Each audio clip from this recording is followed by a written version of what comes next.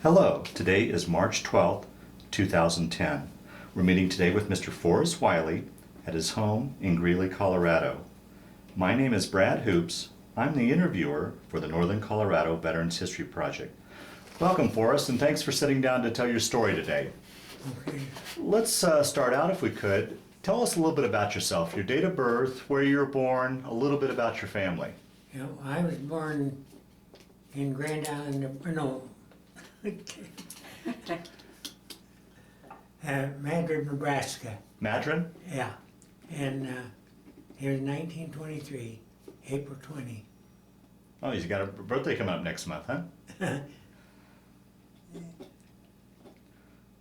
And any brothers and sisters? Oh yeah, I have 3 brothers and 3 sisters. And where are you in that order? I'm the oldest. Okay. And then I had a brother, Ralph, in the Marine Corps in World War II. And my sister lives down in Brighton right now, and she's been married to a guy on cattle, foreman of a cattle ranch all her life. Different ranches. And I have a brother down in Port Arthur, Texas, that's a policeman, retired.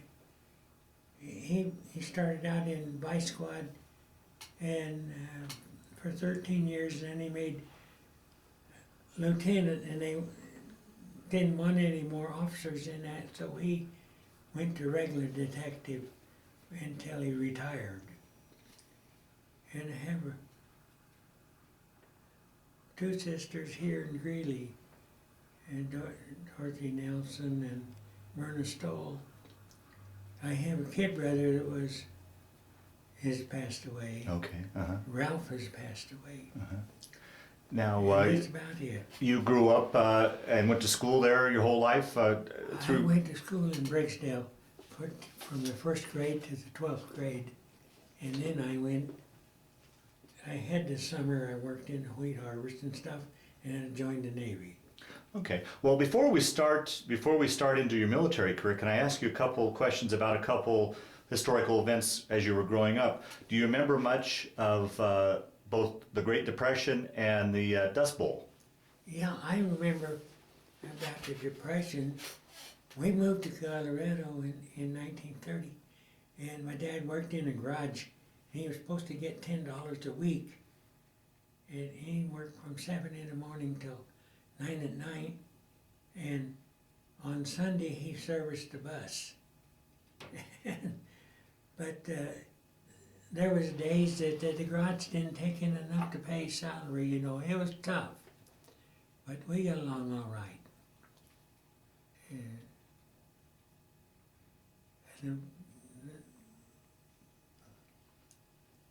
That's about all I can think of. Were you affected much by the Dust Bowl? Did the Dust Bowl reach? I know stories about the Dust Bowl. The dust blew so bad, you know. My mom would wet a sheet in water and hang it up over the windows, and that thing would get black, you know, from the dust creeping through there. And you could be driving down a road and come to a sand drift 8 foot high.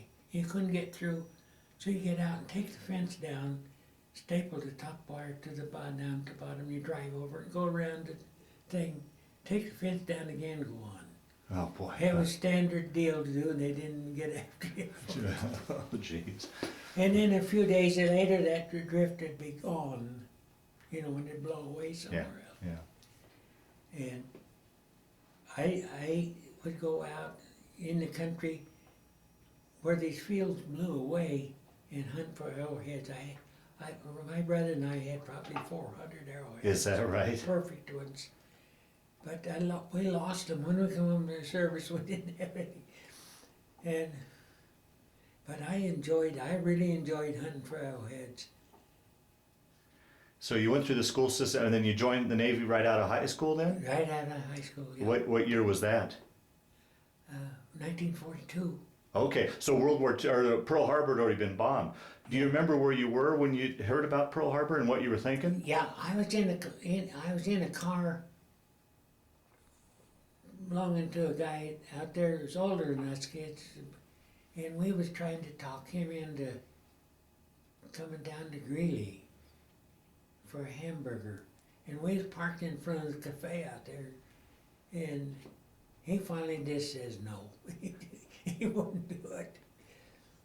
But those days, though, they'd go a long ways to do something. Like I would drive clear to Rockport to dance and for a hamburger when I was going with my wife. You know where it is. And they had pretty good hamburgers, but it's a long ways to go. Yeah. Yeah. Well, But kids then liked the Cruz, and they didn't care. They didn't care how far it was. so you heard about Pearl Harbor over the radio, or how did you hear I about heard it in this car, it? In this car? Yeah. in the radio. Yeah. And then, so you joined in the summer, enlisted in May of 42 or June of 42? No, I joined in August the 15th, Okay, 1942. okay. And I got out of boot camp quicker than anybody else. My brother and I and another kid from Briggsdale, we wanted to be the best sailors there was, but come the last day, they gave us 3 tests. One of them was written, and I'm sure I got done good on it, but I never did see it. The other one, too, was multiple choice and true or false. And the instructor says, now, if you screw up on this, why, see me and I'll give you another sheet, because you can't erase them. I get through it, and I know I was supposed to fill in a little egg-shaped thing, and I was just checking them like that. Oh boy. And I realized that one test was all wrong. And I see my brother Ralph get up and leave, and I see my friend Wallace get up and leave. And I know they was headed down the road to have a smoke, you know, and I wanted to. And so I just wrote sea duty on that test. In about 2 or 3 days, I got it. Is that right? Well, let me ask you, how did a boy living on the plains of Colorado how did you end up joining the Navy of all the services? What? Growing up on the plains of Colorado, why did you choose to join the Navy? Well, I always wanted to be a sailor. My dad was a sailor. And I just grew up with the idea that I would go into the Navy when I got big. But I didn't know there was going to be a war, you know. Yeah. And we went in, and in fact, when I got overseas, well, when I was shipped out, I went on a ship called the Tyler, President Tyler, and there were just 8 or 10 of us going on it. I didn't know why. They just come in and you, and I got picked to go. And we went down to the parking lot, and the ship was parked over there. And this guy says, you can walk around, do anywhere you want, as long as you can hear the PA on that ship. And he said, I want you to put your sea bags and stuff down on line 1. Well, in front of us was water too, and it was dirty. Oil thick on everything, just really dirty. And he said, I want you to stack your sea bags 3 high. And I thought, no, I didn't want to do that. So I went over to line 3 and put mine down. I was number 1 in line 3. And we walked over to the ship, and it was an old beat-up thing. And there was welding hoses and air hoses and everything going on. And they said, when they call you, I go aboard. And I went aboard, and I went in, and they says, down. And the next deck, down. I got clear down to 4th deck, and I knew that I didn't like it down there, and I didn't have sense enough to come on up. But there was a lot of empty bunks on every deck. And I got down there, and every bunk had to be repaired before you laying, it's canvas bottom, string's all broken. And I'd go to other bunks and get string and stuff, and I threw my sea bag and everything up there on then I done one for me to sleep on. I had 32 bunks right here, before there was a break between them. There was a game, what the Navy called Red Dog. Do you know what that? I don't know. And that isn't a real name, that's a Navy dog name. But it's a real gambling game. And I got in, I watched them for an hour or so, and then I wanted to go out and see us get underway. And the yard workmen that was on the ship, they get out of the way, they was peeved at everybody. And a guy over on a gun signaled me to come over there. And I went over and he says, "You on my gun watch?" And I says, "Not that I know of." And he says, "You want to be?" So I went on. I was the first guy. And he said, "Now, if anybody wants you to stand a watch, a fire watch, or anything, you don't have to. You have to have one watch on this trip, or one working party." So pretty soon they passed the word that Straggler's mail was being picked up at the quarterdeck. And I had my card to join the VFW. I had everything but the date that I went overseas. So I went down there, mail didn't come back, and they started getting underway. And the gunner told me, he said, "Now when we get outside the continental limits, why, that little window up there is going to open and probably today, if it's not too late. That's the ship service store for the civilians that are on this ship. And they'll be throwing stuff down." So we got out there and the thing opened, and the first guy come out had a case of cigarettes. And he'd break open a carton at a time, and then throw 'em. He threw a whole case of cigarettes out there, 50 cartons worth. And it was Herbert Tarrington. I've never heard of him before, and I haven't heard of him since. Huh. And they threw candy bars and stuff down, and I got a lot of that stuff. And the gunner told me, now he says, "Tomorrow morning that'll open at 9 o'clock for an hour. That's all the civilians get is an hour in the canteen."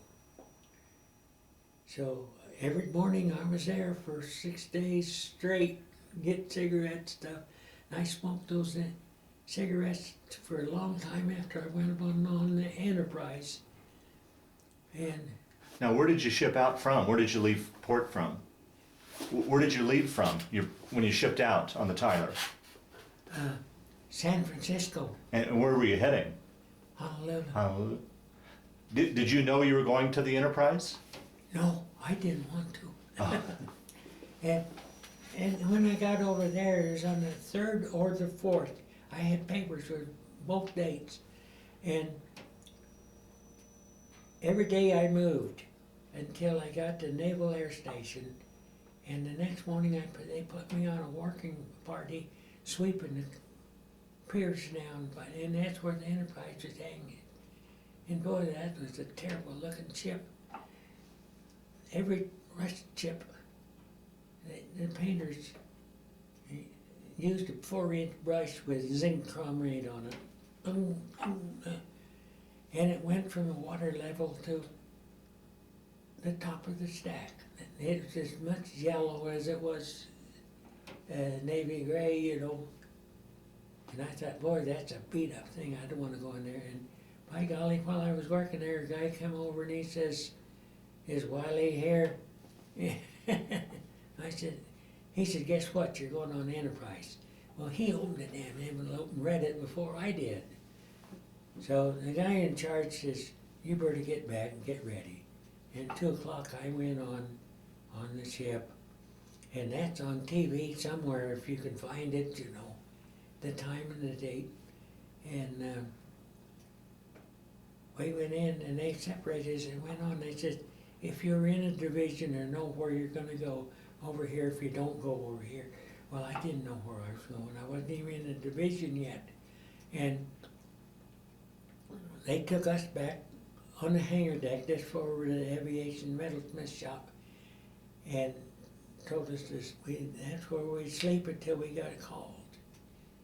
And every day somebody'd come and somebody'd go out of that pile. But they didn't get me. They finally got me, and I was assigned to CNR department, which took in carpenter shop and ship fitter shop. That's what I was.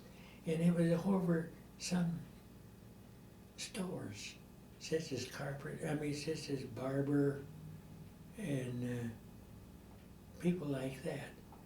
And I got to meet some of these fellas that I was going to be with, and every day I'd ask them, can I get a Liberty card? They said, when you get a division, the division officer will sign a card for you and you can go on Liberty. Well, I went aboard the 9th, and then on the evening of the 15th, they made us go down and sleep on the hangar mess deck. And we pulled out the 16th. I never did get a Liberty and Pearl. Oh boy. My third one was in New Caledonia. And that's a French settlement in the Pacific, and it's a leper island. And that was my third Liberty. I never found this town. I just run into a couple of vendors and I bought pictures and some yogurt and stuff. And then when I was going back in the boat, somebody got after me and says, how come you're wearing black socks? I said, well, black socks is Liberty sock. He said, we're not when the uniform is white. And there, I went over on Dungarees, in down that island. And I had, I was surprised, they told us at San Diego that black is Liberty. And I got... So when you guys shipped out from Honolulu, where did you go from Honolulu? Well, we left Honolulu on the 16th of October, and we went to the Battle of Santa Cruz. That was on October the 16th, and we got hit by the #1 elevator in blue, and I was in officer's country and watched on a repair party, and everybody got killed but me. Oh, jeez. Is that where your general quarters was? Yeah. I first few days I was down at Repair 3. That was in the galley, but I didn't belong to Repair. That's where I went for GQ. And one evening they told me I had to go forward to Repair 2 and see McCowan, and I liked that guy. And I went up there, and he and another guy, me and another guy by the name of Brown was going to be on that station. And the next day I had to go there for 2, but I didn't know how to get there. I had to go down to the galley, go forward on the third deck to get up there. How was that life on the ship? I mean, here you're on a ship that's probably 10 times the size of the population of Briggsdale. I mean, it was small compared to the carriers now. We was 809 feet long and we had 5,000 crew plus air department. I mean, it's a floating city is what it did. Yeah. And but the new ones like Reagan and that, they're way, way, way, way bigger than that. Yeah. They're not much longer, but there's more people. And anyway, the second night I got up there, McCown says, you gotta go up a deck and be in another group rather than this. And I went up there, and the guy's name was Stud Evans. And I had met him in the shipwreck shop. I thought he was kind of a cocky guy, you know. He's barrel-chested and red-haired and kind of small like I thought. He says, when I found him, he says, well, fine, you can do my fittings from now on. So we went into when the G-Coops actually sounded, we went into the officers' mess. I mean, where they ate. I can't think what they call it, wardroom, I think. And I had to shut 3 valves in there.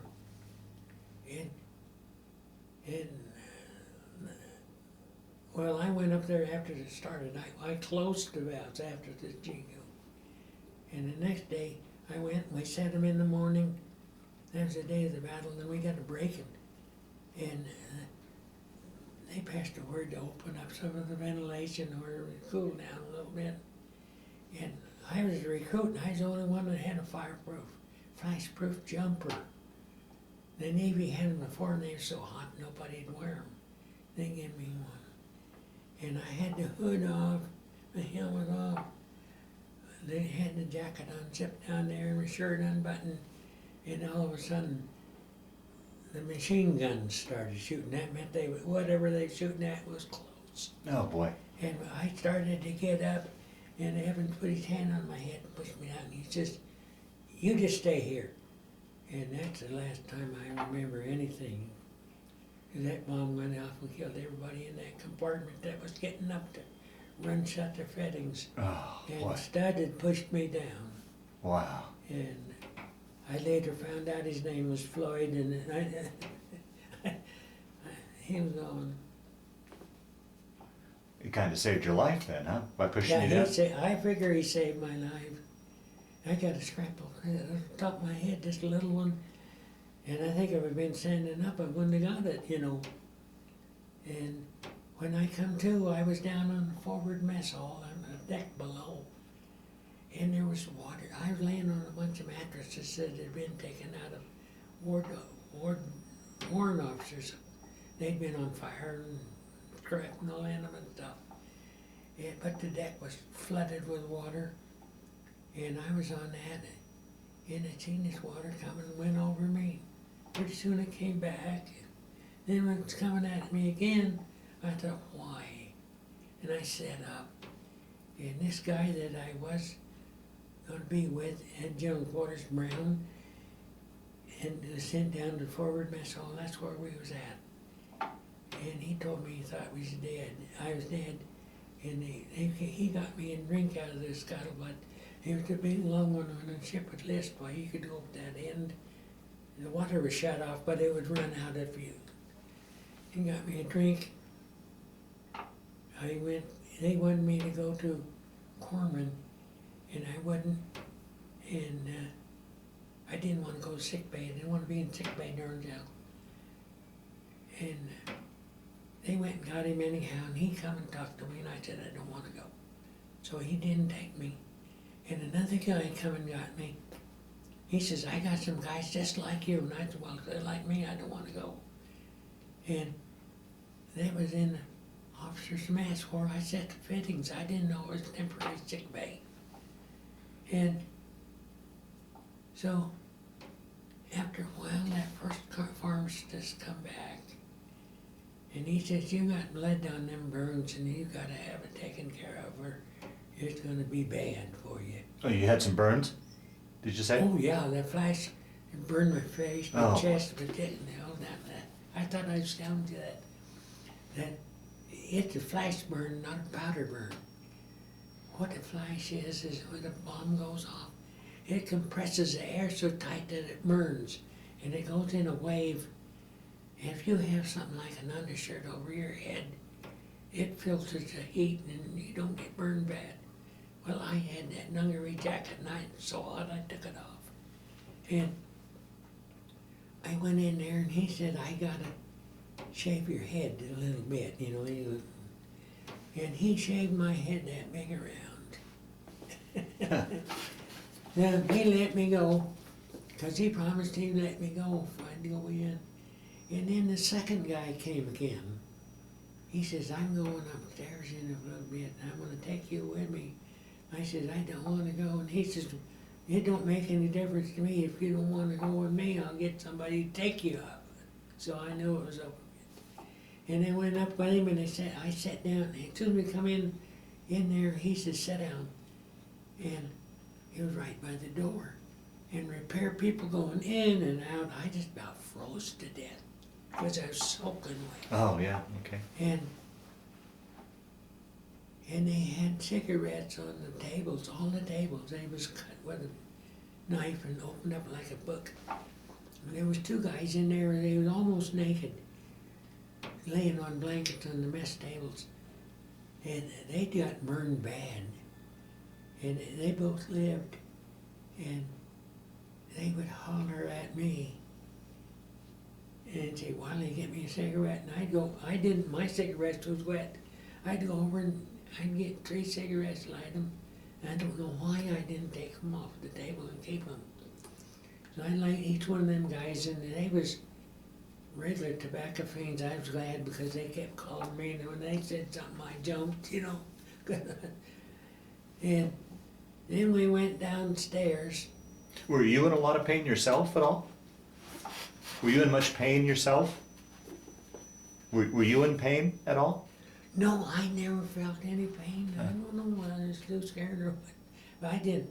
When I come to, I was through pain anyhow. And they took us downstairs to sick bay, and I couldn't get in, you know, because it was already full.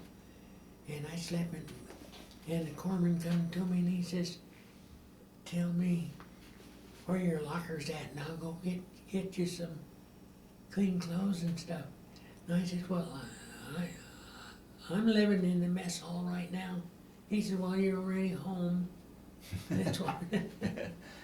So I didn't change clothes, and it was about 9 o'clock. It's about midnight when a guy come and he says, you gonna take a shower? And I said, well, when's a safe time? He looked at his watch, he said, about 10 minutes. So I went up to the Marine head, no, I went to the L Division head and changed all clothes and went back to bed then. I didn't want to get up there and get caught without any clothes on, you know. And then the doctor told me next morning, you're no duty, don't do anything until somebody tells you to, unless they check with me first. Then I hear him page me on the speaker. They wanted me to report to First Lieutenant's office, and he called, and I just said, heck, I'll wait till the doctor tells me. Pretty soon the guy came down, I think he was a yeoman, but I don't know. He says, did you hear the page? And I said, yeah. He said, well, he was mad at me. And so he took me up there, and I talked to the division officer, and he said, I have 2 letters on you.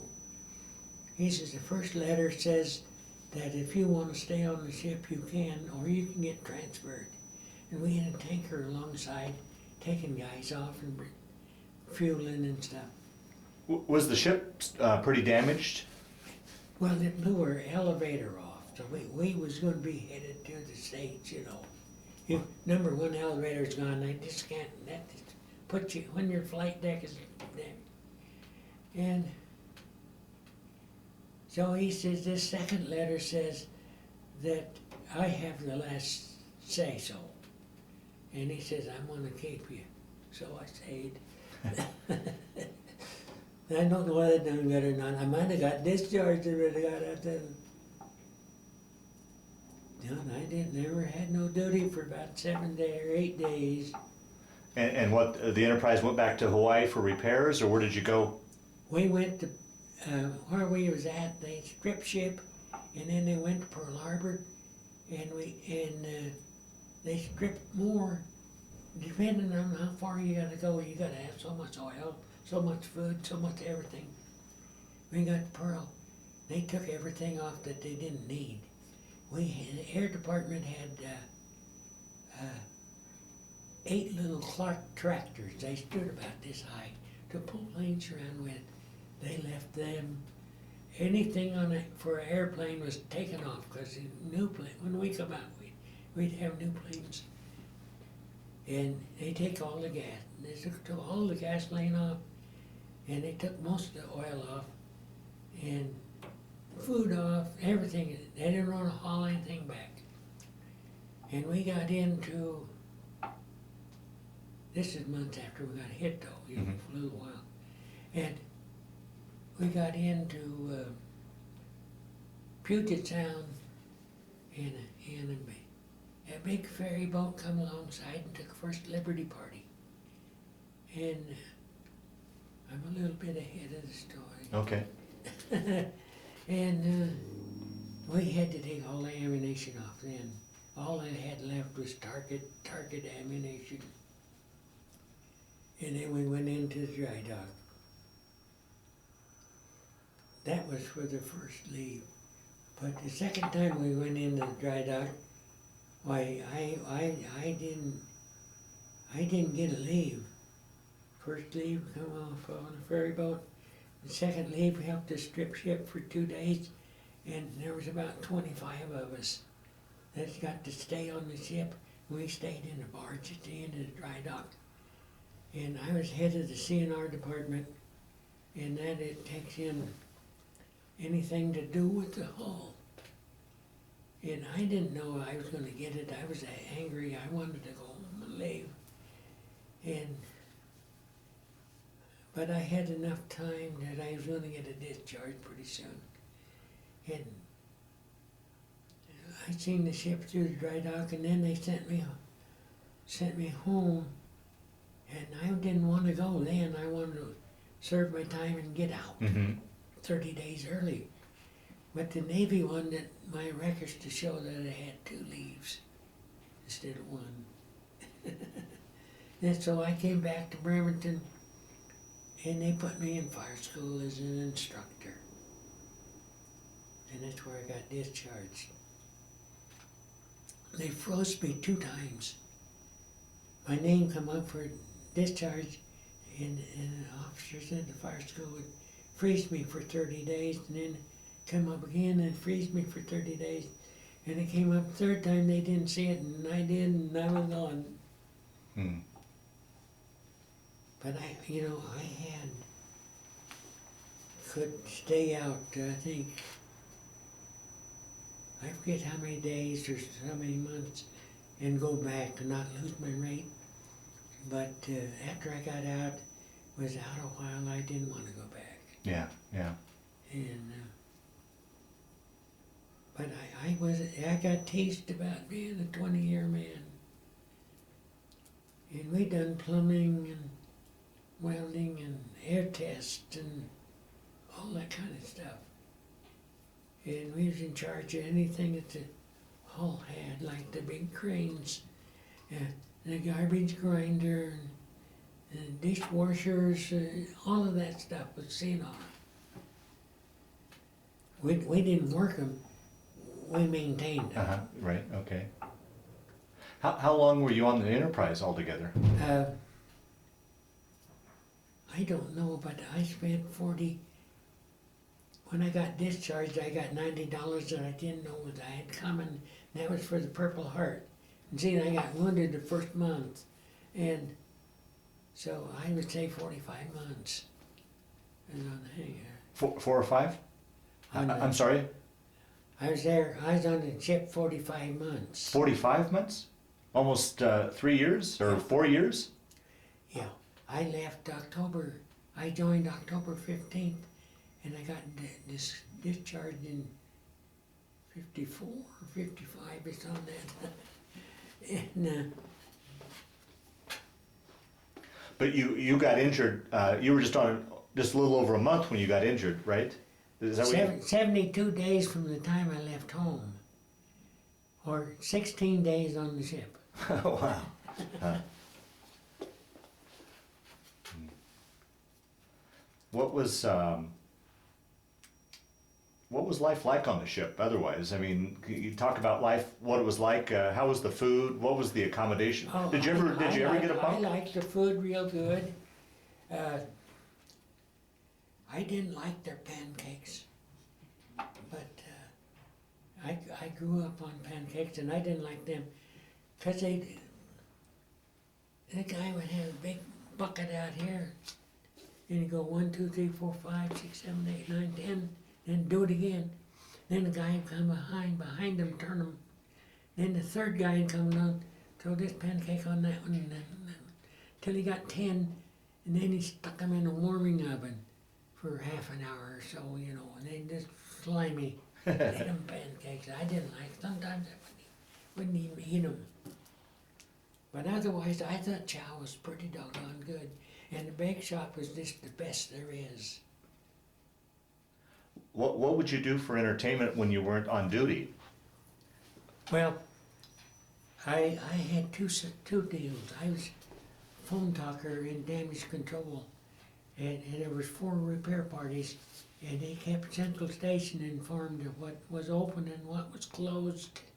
You know, storekeeper when they get in a storeroom, they'd have to ask us, and we'd ask Central, and Central would say okay, and then they'd tell us, and we'd tell Central that it was closed. So they knew what was open and what was closed. And I was at repair too, and at night we darkened ship, and then during when general alarm sound, if you was on duty there, you went to your battle station. My battle station was different. I was still at repair too, but it was a different group. I was group 2 in battle station, and we kept the ship in watertight, you know, supposed to be.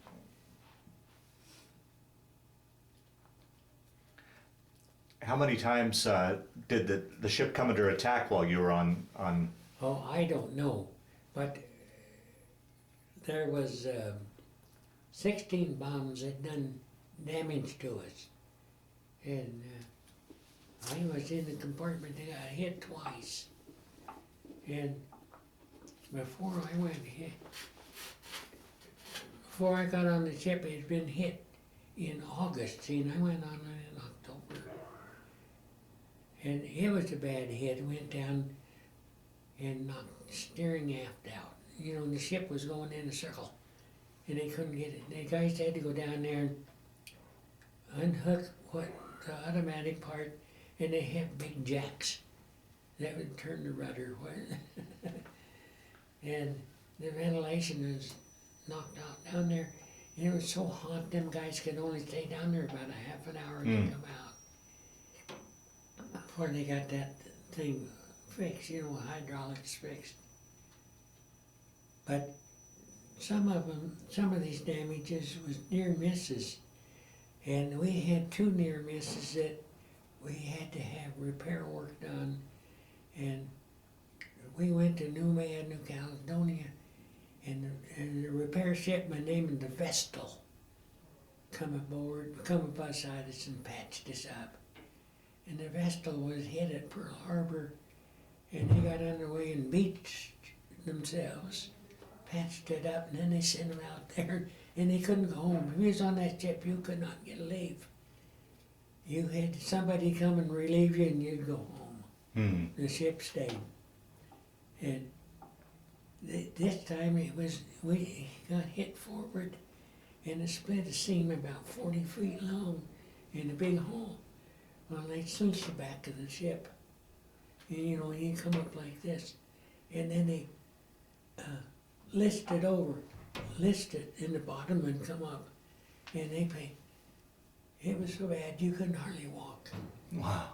And they had gauges around the ship, certain places.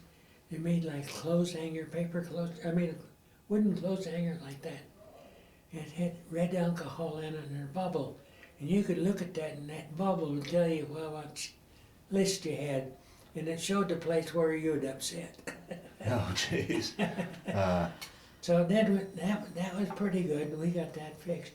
But the next time we got a near miss is midships, and it blew up the ice machinery room. and there's big compressors down there that made ice and stuff, you know. But it was right smack in the middle, and you tipped like this, that the dang hole stayed in the same place, you know. And he couldn't list it very far. But a repair ship by the name of Jason, Jason. I don't know if it's pronounced Jason or Jason, but it was Jason. And they patched us up. We didn't have to go back. Talk about some of the various places you sailed to through the Pacific, some of the different locations and islands.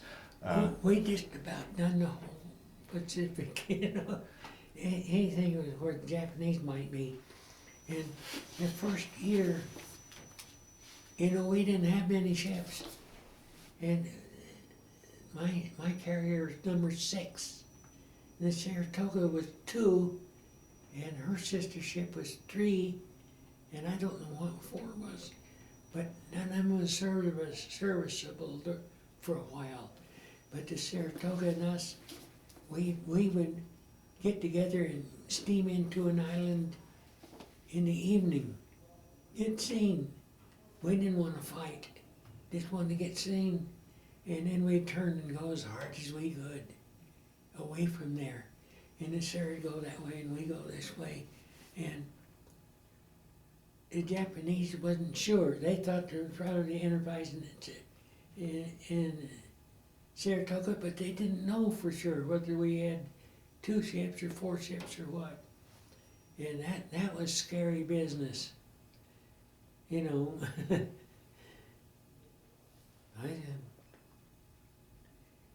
we had developed we was the first night carrier, and some of our pilots helped to develop that. And MacArthur didn't want anybody Navy to fly at night, and he was the boss down there. And so one night a guy stayed up in a TBF, and when the Japanese came over, anything moved, he shot down. And MacArthur didn't like it. And then they decided that they would take one TBF, would have radio control with 2 fighters. And they got messed up the second night. They done that. And they shot each other down. Oh. And then about a month we got the first night fighter. It had a big radar on the wing, big egg-shaped thing about this big around. The radar was in there. And it was on Corsairs. We never had a Corsair before. And we had 2 of them, and they could see at night. And about a month later, we got a whole fleet of F-6Fs with radar on, but they didn't have the egg-shaped thing, and that was done more. And we had just got a paint job, a really nice 2-tone. I really liked it. It was dark gray. I didn't like it. And as soon as we got to be night fighter, we went into dry dock, and they painted us real dark gray. And they told us, you guys don't have to do nothing, you know, because we got night fighters. You don't have to do anything in the daytime, but that's wrong. Our galleys is open 24 hours a day. They cook 4 meals. At first, they're going to make you have a chip to eat at night, but some guys didn't want to eat, and some did, and you know, and they couldn't. They just the heck with it. You're only going to eat so much a day, and they don't care when you eat. So the galley run 4 hours. 4 meals. And our flight deck had aluminum marks on it, so they could treat it. If you was a long ways away, you couldn't see it. You had to be pretty close, but you used that to land with. And now, were you able to get up on flight deck and watch takeoff and? Yeah, I did. They weren't. You wasn't supposed to in some places, but I went up there one time and they had a new air group, and they come in and blow every tire. You know, boom. Huh. And one of them crashed into a big crane we had. And I had been standing beside that, but just before that one came, I went down the ways where the 20 millimeters was. And I used to try to see him once in a while. Mm-hmm. And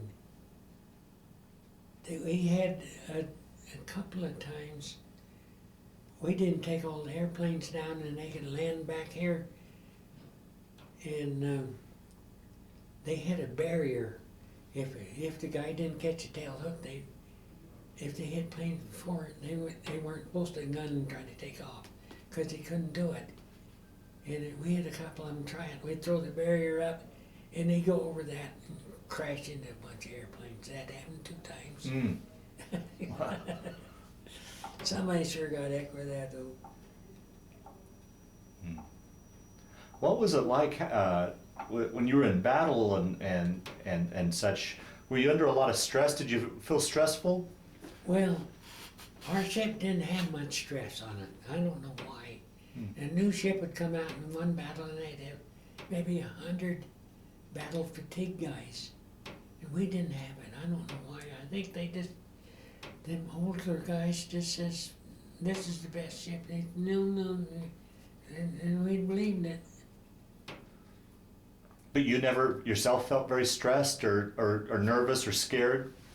Oh, I was scared every battle, but I mean, I didn't. Some guys got sick from it, and it had to be transferred and stuff. I wasn't like that, and most of us weren't. How would you deal? I mean, like someone like myself that's never been in battle, I can't imagine what it's like. How did you deal with that? How did you deal with the stress and the worry? I mean, you just didn't think about it, or how did you? I don't know. I don't know how to describe it, but I know it was called battle fatigue. Yeah. And the Franklin, that big carrier that got hit, they had a bunch of battle fatigue. The first battle they was in. I'd seen the Franklin burn, and I thought they would sink, but they tilted back to it kept going back. Oh, you were there when the Franklin got hit? You were? Yeah. What happened was they done something that we didn't do. We didn't arm our planes on the hangar deck. We armed them always on the flight deck. And Franklin had all their planes was armed and ready to go, and they got hit by a small bomb, and it broke a fire main in that area. They couldn't fight fire, and then plane would blow up. And they had strips of metal on the flight deck. We had little notches on it. They could tie a plane down. They went all the way along, every 4 foot or so. And you look over there and you could see the Franklin, those strips was up standing on the end like this, somewhere they was fastened and the rest of them they blew up. Wow. And I was on what was called boarding and salvage, but I never had to go out. I was glad. It scared me. I didn't want the job. I had a cutting torch. It was about this tall, about that wide, a bottle of oxygen, bottle of acetylene in there. Great big torch and small bottles. They wouldn't last very long. But I thought they was going to send me over to the Franklin, and I went to the quarterdeck with that stuff. I didn't want to go into another ship that Yeah. been hit. Yeah. And they sent 2 or 3 guys over, and what they got was the Coke machine.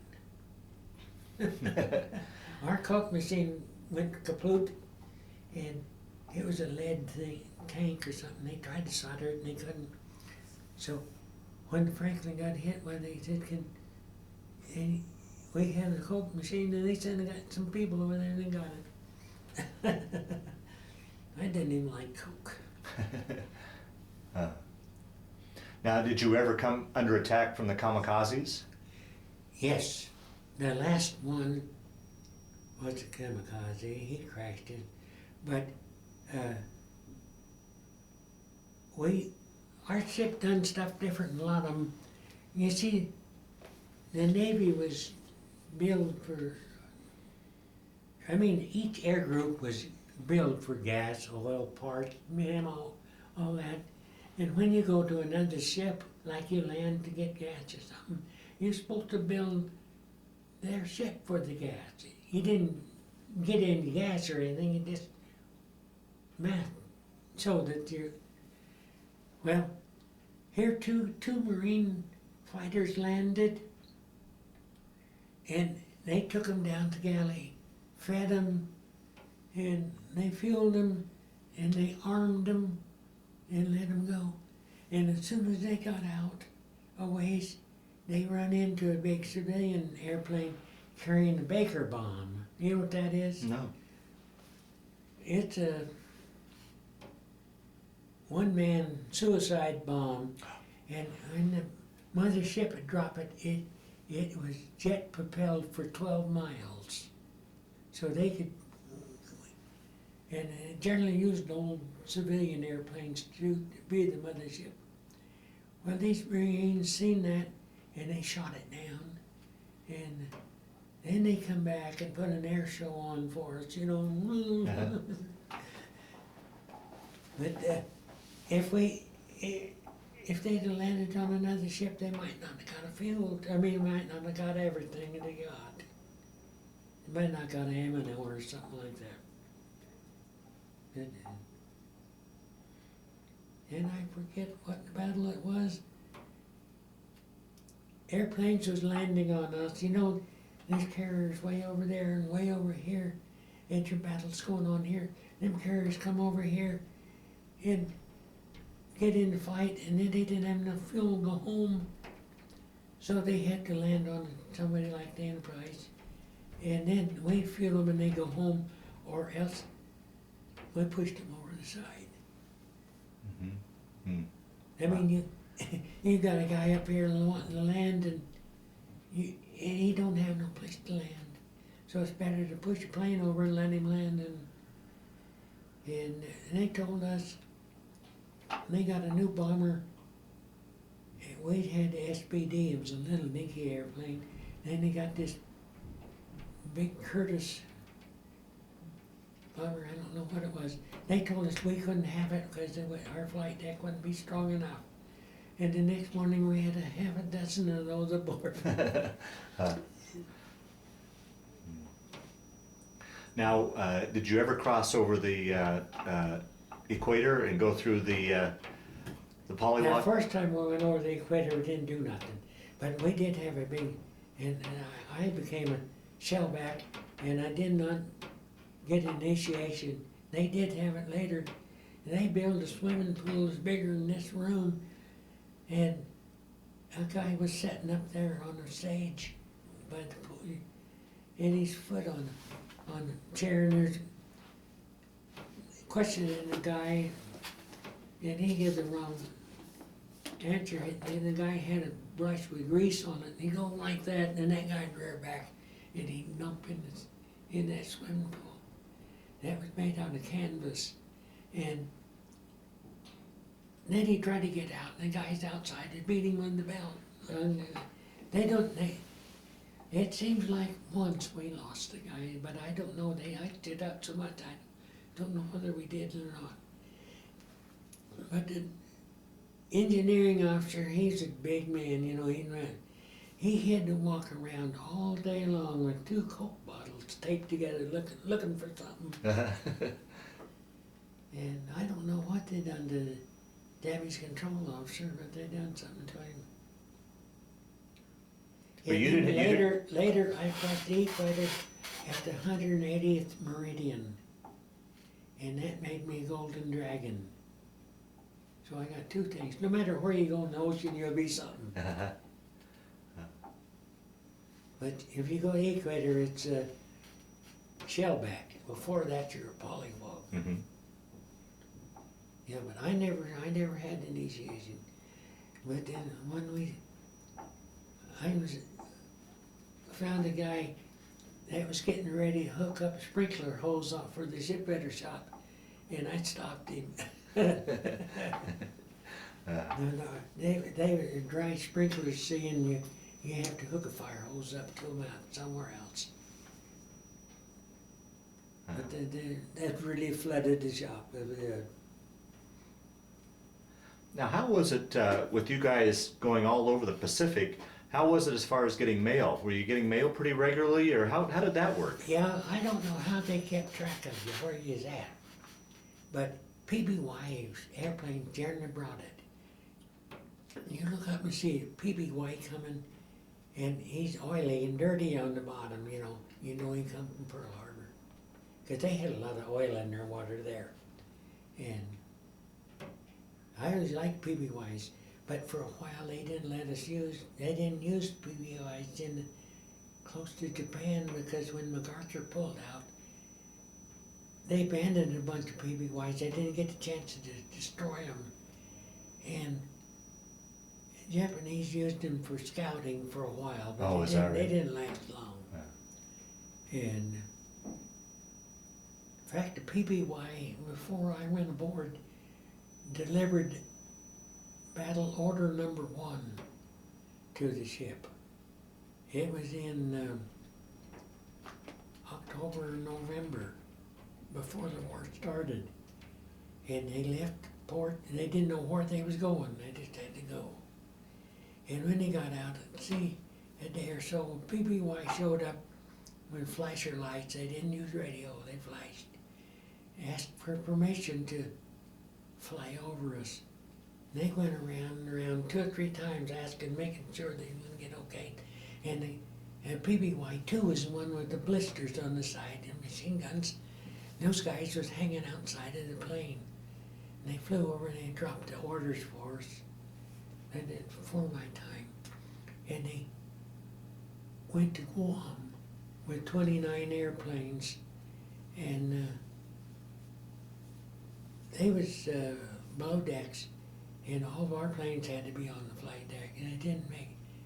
We went. I think another carrier went with us, but they was promised a certain medal or a certain badge, but the Navy said we already got it in something else, so they didn't let it give it to us.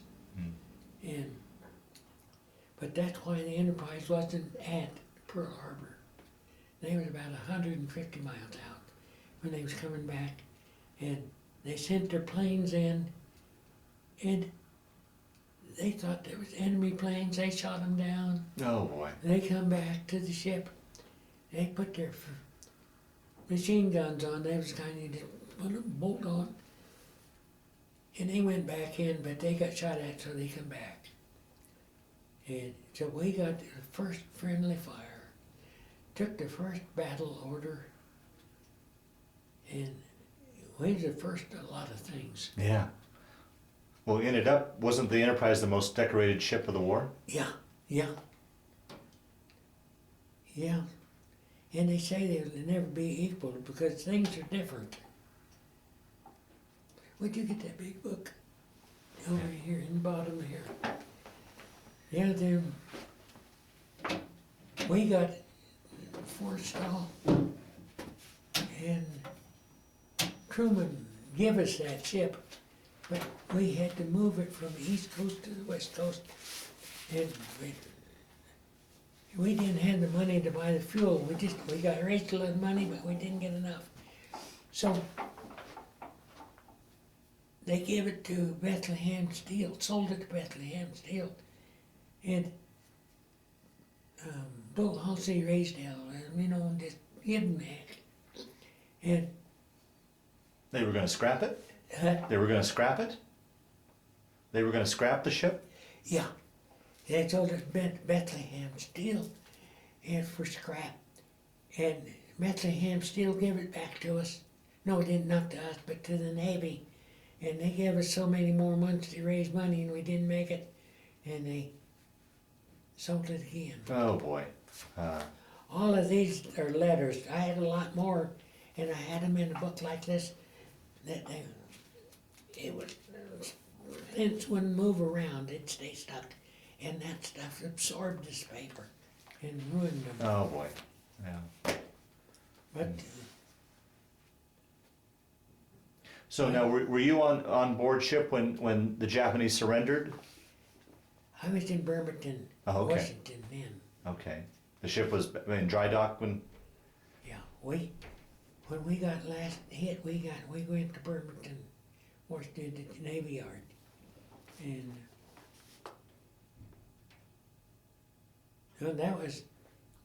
I was standing on the sidewalk and a bus pulled up and parked, and a girl reached out and grabbed my hat, and I couldn't get it back. So now, of all the battles that the Enterprise was in, you were only injured that first time? I was only injured, yeah, but I was in I was in officers' sleeping quarters 2 times, and it got blew out. And I was a group leader then, and we didn't have any injuries. One guy got a dent in his helmet, and it took me a week to get that helmet.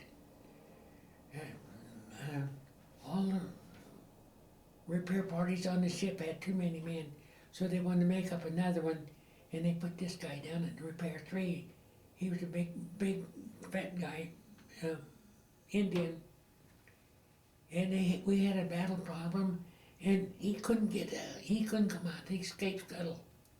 So they said, well, we'll put you up in repair 2 area, and he put him up there, and he slept. His quarters was in tail gunner's compartment, and we had 4 groups in. I was going to tell you about a plumbing job I done when I first went on, or after I'd been on the ship a little while. I never done plumbing. Marine head plugged up, and the toilet is a trough, about this wide. They had seats on it all the way across, and then they had individual divisions. Well, that thing filled plump full of water, and it done it all the time. So, Chief sent me down, and I told him I don't know anything about it, and he gave me a kid from Chicago. Santee was his name. He kind of dark complected fellow. He didn't know anything. This is his first job to do anything. He was gonna help me. And so I asked the plumber about it. What do you do? He says, well, there's a plug over the grill down in the galley. Take that out and you go to the tool room, get another one, screw in there, and you can put a hose on it. So I went down there. I didn't know what I was looking for. And what it was supposed to be was to plug a screw in there, and there was a fitting there for put a 1/2-inch air hose on. I mean a 1/4-inch air hose. I didn't know that. The guy said that you'd fasten a hose on it. So I thought they meant a fire hose, and I screwed the fire hose, a 2.5-inch fire hose on there. And I said, Santee, I said, you go up and see what happens when I turn this on. Well, at the 3rd deck, fire main pressure was 300 pounds. You could shoot 2 inches of water clear across the street. And I turned that on, and here he came, running, white as a sheet. Shut it off, shut it off. And so I said, what happened? He said, oh, it's flooded real bad. Paper on the ceiling and everything. So I went up there, and that was in the Marine head. And the dang Marine head cleaner and his helper was there. The helper never said a word, but the Marine cleaner, he threatened me, throw me over the side, everything you could think of. And I done what I was told to do. And so then the Marine officer came and looked in at him, looking in there, and I know he was going to give me some trouble. So I said, Santee, run down to the Marine blower room. That's where the big fan was down, blowing the air around nice. And in peacetime, every sailor had a bucket, but we didn't. It's in our department, only in about 3 or 4 buckets. But Marines all had a bucket, individual. I said, get one of their buckets, don't get one of ours. Our blower was right beside it. And he come back, I said, now all this stuff down here that not supposed to be in that pipe, I want you to pick up. There was a wire brush with a handle that long. That's what really caused the trouble. And there's a peanut can and a hair oil bottle, and I don't know, all kinds of trash. Well, they'd been cleaning his head once a week or something to plug up. And I could do it again without that pipe, and it was under the deck, was only that far from the ceiling of the compartment below. You could reach in there with your arm if you wanted to.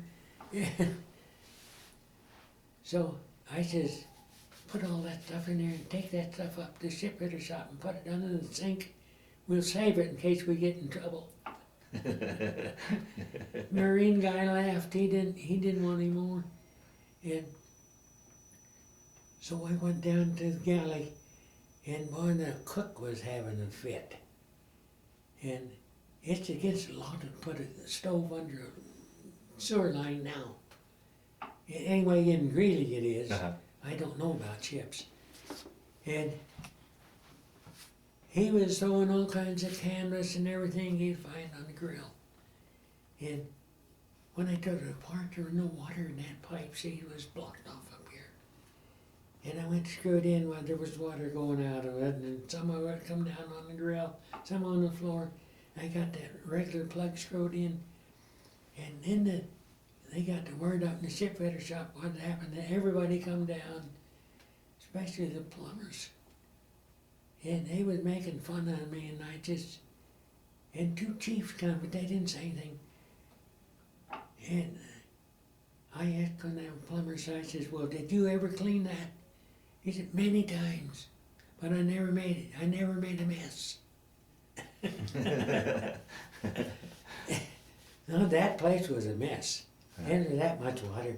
There's floor deck drains, but you had to find them, you know. So I went down, and when I said I didn't make a mess they left. They didn't want to argue with me. And I figured we would get some static somewhere from the Marine Corps or the shipfitter shop, but nobody said anything. Is that right? It was a wit. Because they admitted they never fixed it. Well, what they do is put that a 1/4-inch air hose on there, turn on there, and it'd go boom, boom, boom, boom, boom, boom, boom. And then just stir that stuff up, and then it'd come down, go over the side. And that was fixing it. But it was going to do it again in a few days. Yeah. But I cleaned it, and I told them,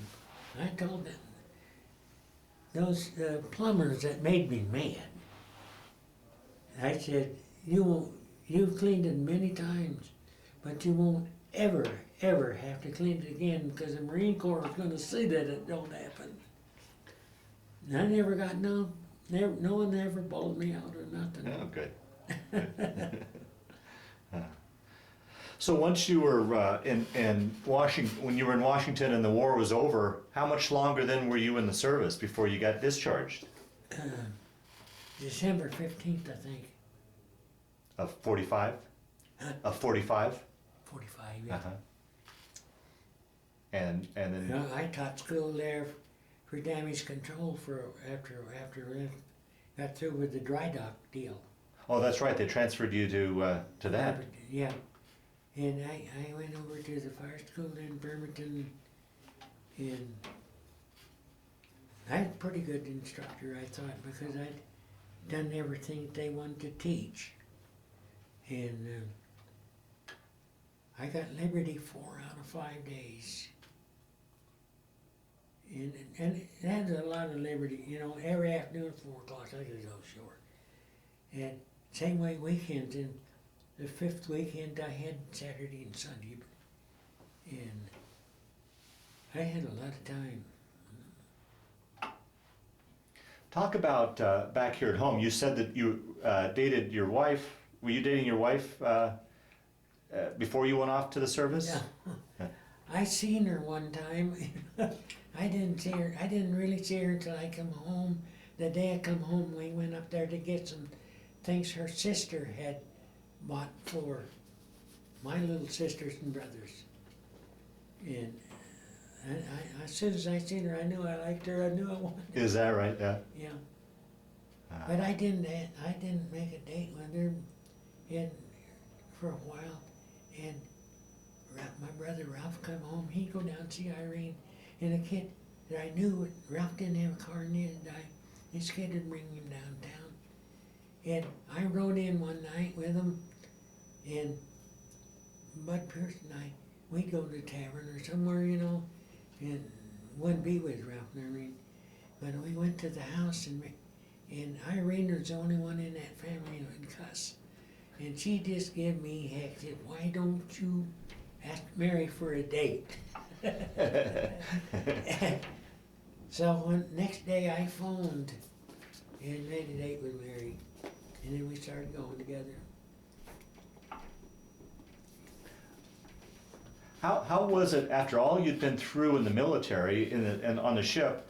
Was it much of an adjustment when you got home to adjust back to civilian life again and a quieter life? Was it much of an adjustment for you? No, not really. But I just didn't have nothing to do. I was kind of lonely, and I could just get little day or 2 day jobs, and I did go.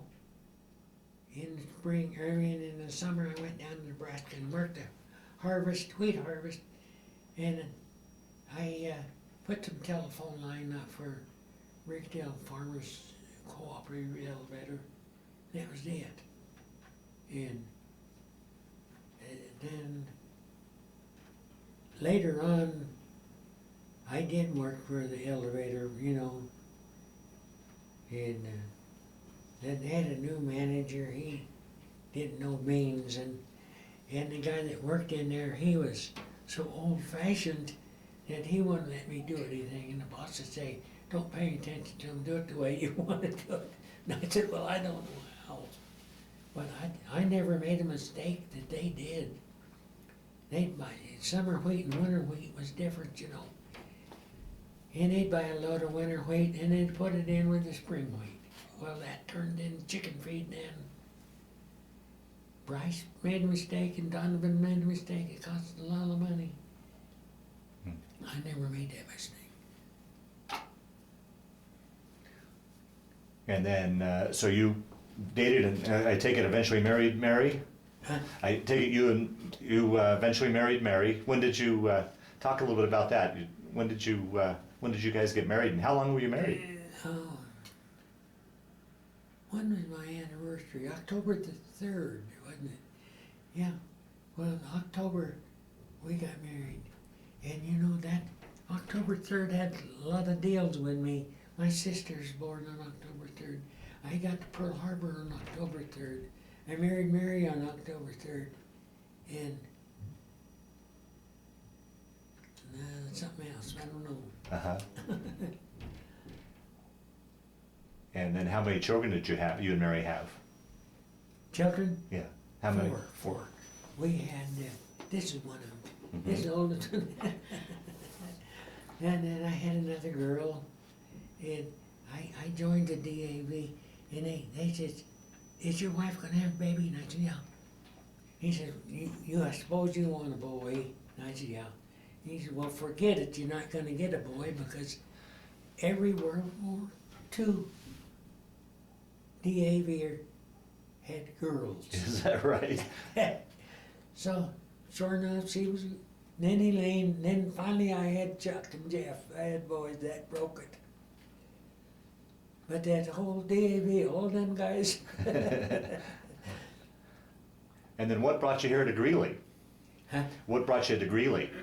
What'd I do? No, what brought you here to Greeley? How did you come to Greeley? No, I don't know. I was going to put in for firefighting and civil service down in Colorado Springs Air Force, And I went and got the mail, and I was listening to the radio in my dad's car. And it says, 5th Air Force announces they're moving out of Colorado Springs. So, and I had filled in my paper and I hadn't mailed it, but it said, I put down I did not want to travel or move. Yeah. So I just threw it away. And I qualified for firefighting or be an instructor or building inspector. And I would have started with more money than I made going into a garage. And I was always sorry I didn't. And Bruce Forbes here, the fire chief here, told me, he said that I might have been able to get that civil service job, but he said he couldn't get on the Greeley Fire Department on account of my hearing. But I wasn't this bad then. So what did you end up doing for a career then? I was an auto body repairman for Weld County Garage for 39 years. Is that right? Wow.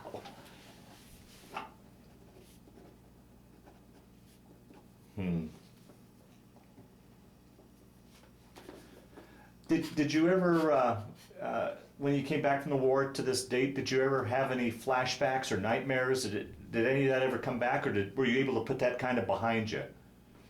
I mean bad stuff or what? Did you ever have any memories or nightmares from your war experience, or did you pretty much? Yeah, I did for a while. Not when I first got out, but after I'd been out a while, I started having nightmares. And it finally just goes away. I'd go to bed, I'd say, well, I like the Navy, and I thought, well, I'll think of something good tonight. But I couldn't, and pretty soon I'd be thinking bad. Oh. And I'd do the same things over and over and over. Every night I'd dream the same thing. But I don't know what made them quit, but they did. I don't have it now. And Now, through the years, have you ever gone to any of the Enterprise reunions?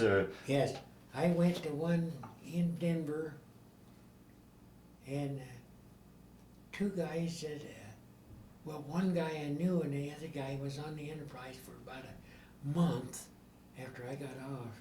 They worked for United Airlines, and I went down there and took family and everything. And then I went to, the last one I went to was Rapid City. That one was supposed to be in Colorado, see, and it fell through, and a guy in North Dakota, his name is Zaft, good friend of mine, he took it over and he wanted it in Rapid City, and that's where we had it. And it was a real good convention. I went to 3 of them, and I can't think of what the other one was. I wanted to go to, they had one in Honolulu, and they had one in Florida. But it was, I think everybody on the Enterprise was a millionaire but me. Oh, is that right? I could not afford to go to those things. Yes, yeah. And one of them was in Washington, and I went to that. It wasn't the national convention. Every other year they had national. The other even numbers they had local. You know, maybe 2 or 3 states. Oh, okay. Uh-huh. Well, I went to Whidbey Island, and there's a Naval Air Station there, and I liked it out there. I wish I could have stayed. And I really enjoyed that one.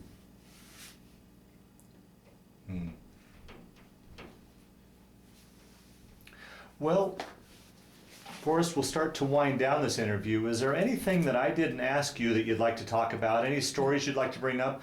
Donna, if there's anything that you can think of that you didn't talk about, so make sure we've got all your stories. I got stories, but some of them, I don't know. I just can't think of them all right now, and some of them I don't want to tell. Sure.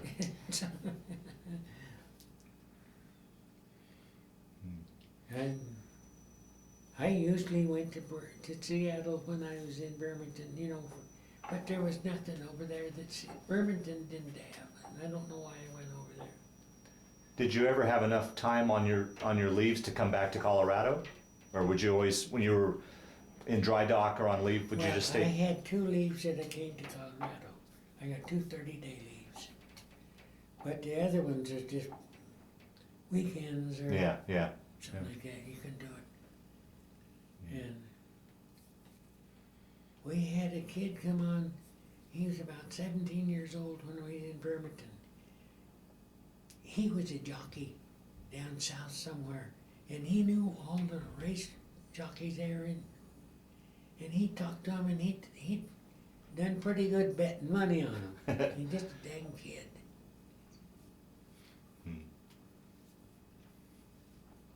After the war and you got home, did your mom ever talk about what she was feeling while you were away, about her worrying? Did she ever talk about her feelings about? No, not too much. No. But I know she worried about it. I know she worried about it ever when he was in the Navy. But I made a mistake. I showed her a picture of it. I got a book from a recruiting officer that showed a ship blowing up, and it says ammunition ship.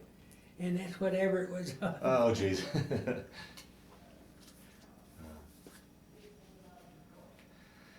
Well, Warren Forrest will close down this interview. One last question I always like to ask at the end is, how do you think that time period when you were in the war, how did that affect your life or change your life, play a part in your life, or did it? Or was it just simply a chapter in your life that you went through, do you think? Well,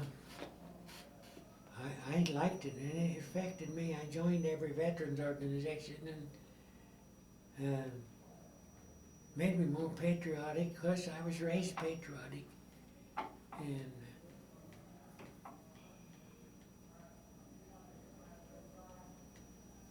no. You think of anything I did there? Yeah. Okay. I could tell you about things that don't amount to too much, you know. I used to go to dances. I didn't dance, but there was a girl there that went to every dance and held in Seattle. She worked at the tool room where I drew tools all the time, but she was up on the 4th deck. I never did see her. I'd go to the window and I'd be outside, and she said I was, what did she call me? But yeah, I bounced when I danced. But she danced every single dance at every dance she went to. She was really like that. Oh, there was one thing. I was in charge of the whole ship as far as CNR department was concerned when we did dry dock. And I never seen an officer, Navy officer, never come aboard. And one day one did come aboard, and he was looking for me. And he had a bunch of papers, and he says, I understand you're some scaling hammers short. Them are air hammers that chip paint with.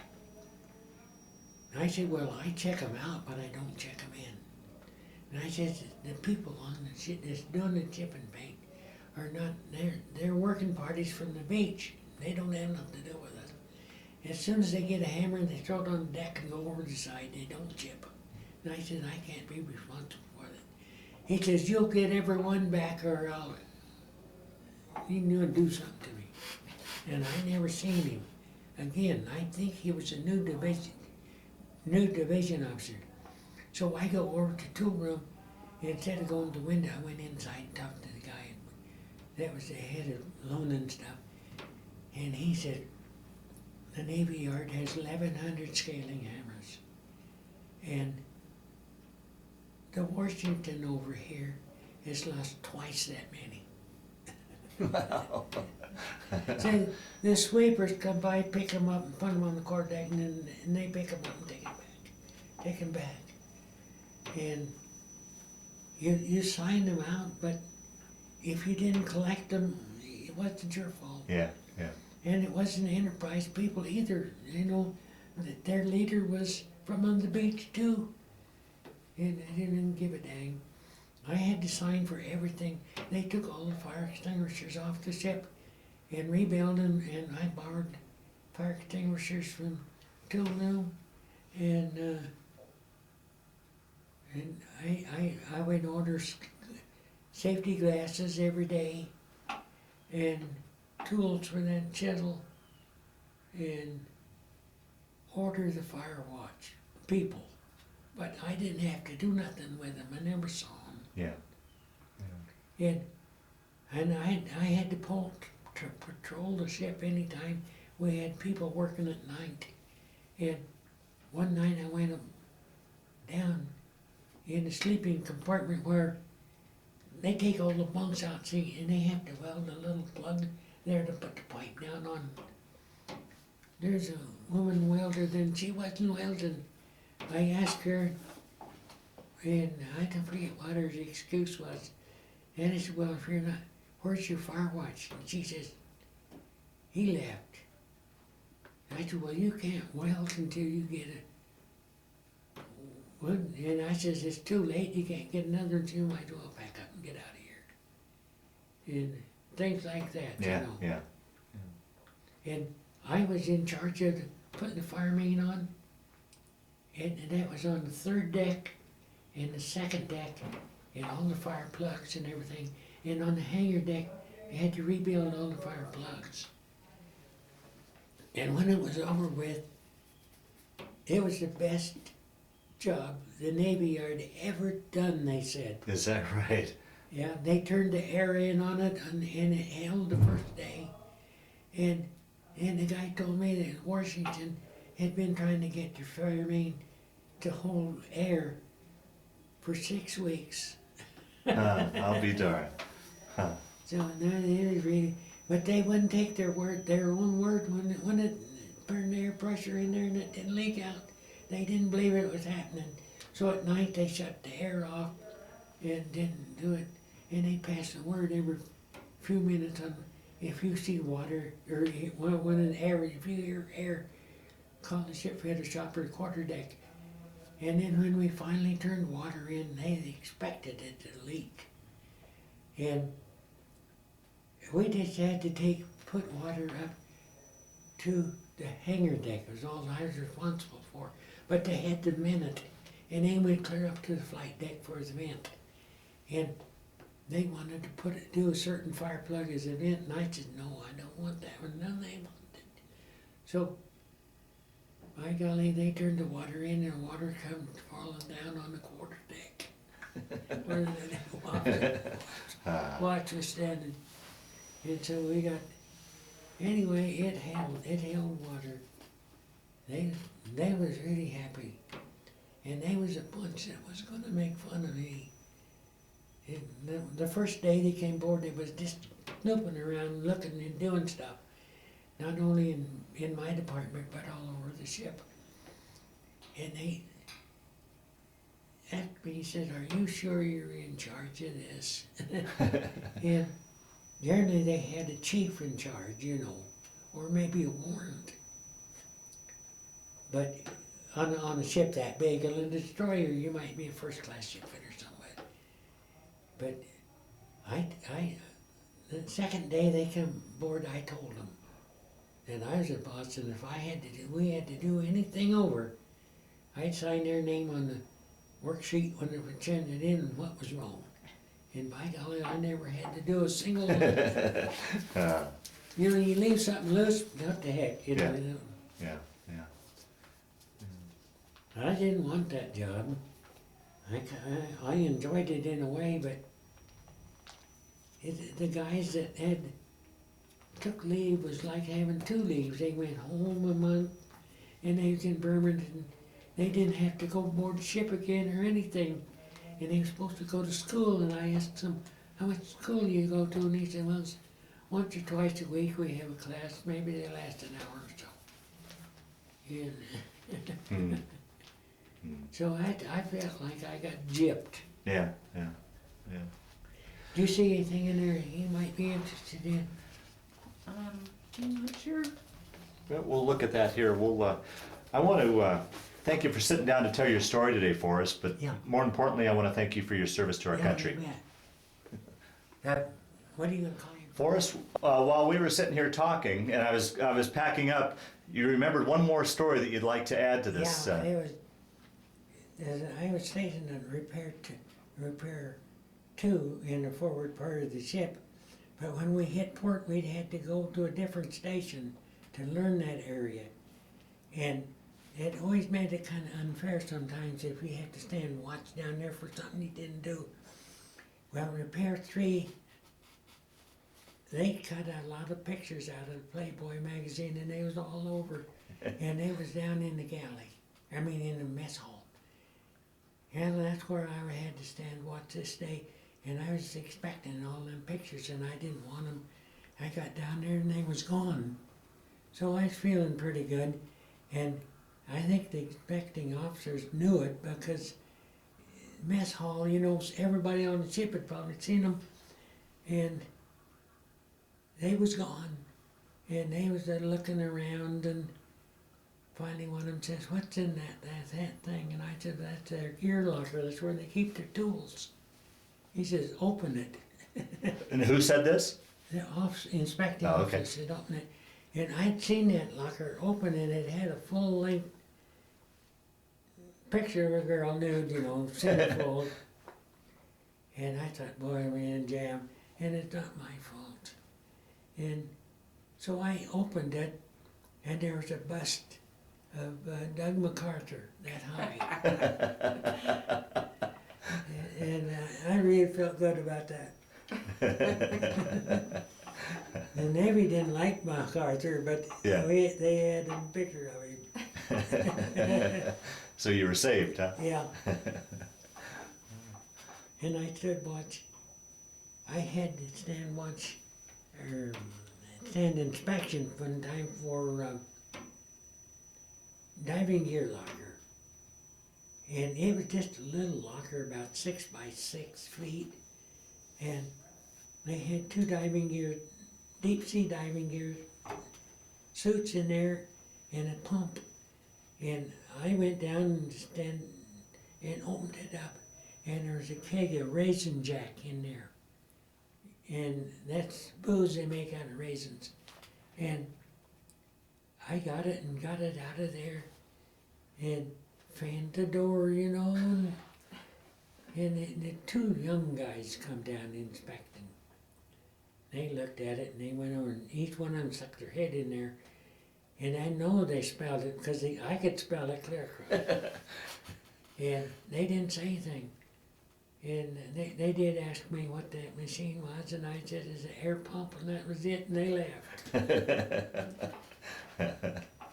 But I went up to the shipbuilder shop, and I went to the carpenter shop, and I told them, if you're gonna have booze in someplace like that, you get it out before inspections come. Yeah, right. And Raisin Jack wasn't no good anyhow. Well, is there anything else before we close down that you can think of? I think that's it for today. Okay. Well, thanks again, Forrest. This is a picture of me when I first went in the Navy. Yeah. Taken in San Diego? Yeah, San Diego. This is a picture of me, and I was taken in Honolulu. You remember how old you were when that was taken? Huh? Do you remember how old you were? No, about 20, I think. What? 19 or 20. This is when I received my Purple Heart. The ceremony for... Ceremony, yeah. Mm-hmm. Okay. This is me in the shipfitter shop. People in the shipfitter shop. And that's you right there? Yeah, I Okay. made that model. That's the picture of the Enterprise, and is that the elevator you talked about that... Well, that's the #1 elevator, but that it's down. You know, it's went down. Yeah, It's there. We still have it. Now, how many airplanes would you carry at a time, usually, Well, roughly? it depends. When we first started, we close to 100 because we had the SPD as a bomber, and we had the F4F they was little. We could put 4 of them across the deck. And I think we must have carried 20 or so of them. But as the planes got bigger, like the F-6F, we could only put 3 across, staggering them. Now, was that the elevator that got blown off? That's the one that got blew off. Yeah. Wow. But it is down on the main deck right, now. yeah. But it just tells you the size of that thing, to see that thing fly off. They're 44 foot. Wow. So Donna, you were saying your stepson made this for your dad? He did, and he built it all from scratch, and my dad was really thrilled with it. It's a beautiful, beautiful case with all his Absolutely. awards and his picture and his hat. Very well done.